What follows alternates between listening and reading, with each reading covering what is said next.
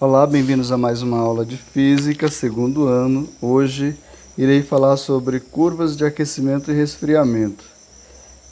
Do livro didático Física, aula por aula, página de 60 e 61. Página 60 e 61. Aqui quem vos fala é o professor Raimundo Dias. Bom, observem o esquema da curva de aquecimento que nós temos aqui. Aqui eu tenho um recipiente a pressão normal em primeira mão, né? Ele tem uma quantidade de massa de gelo aqui, né?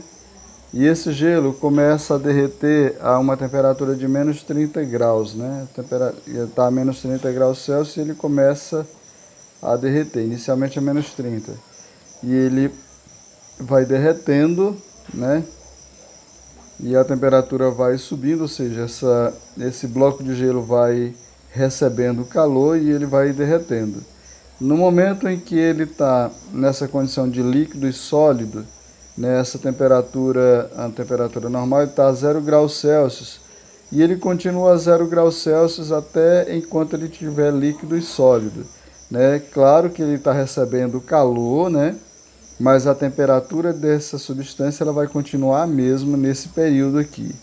Então, passando um determinado tempo, essa temperatura vai aumentar, né? Acabou quando derrete todo o gelo, aí essa temperatura vai aumentar e a água vai aumentar a temperatura dessa água, né? Desse líquido. Esse líquido vai aumentando a temperatura até chegar próximo, até 100, né?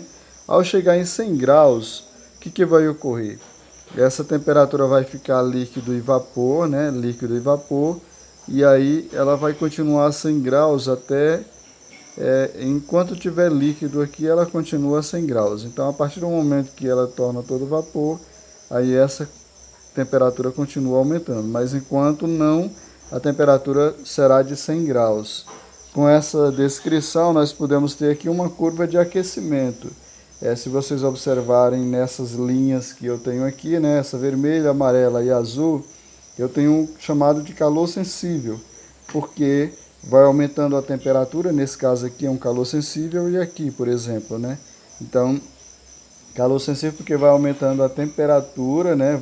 Esse corpo vai ganhando calor e vai aumentando a temperatura. Nesse caso aqui eu tenho o chamado de calor latente, né? Porque ele não muda a condição, né? Ele continua líquido mais sólido, a temperatura vai ser a mesma. Apesar dele estar recebendo calor, ele não vai alterar a sua condição.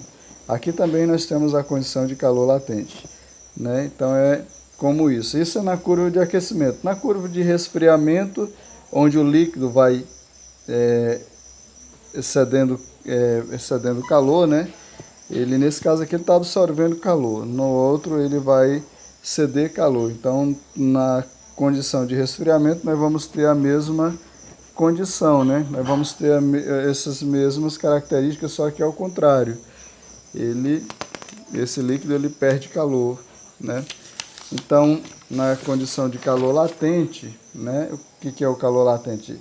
É a quantidade de calor em que uma unidade de massa, uma quantidade de massa de determinada substância deve receber calor, né, ou perder calor para sofrer uma mudança de estado. Ou seja, é uma quantidade de calor que uma unidade de massa de uma determinada substância deve receber ou perder, né, para sofrer uma mudança de estado físico. Ou seja, quando ele perde ou cede, ele não vai alterar a sua temperatura. Isso é o que a gente chama de calor latente.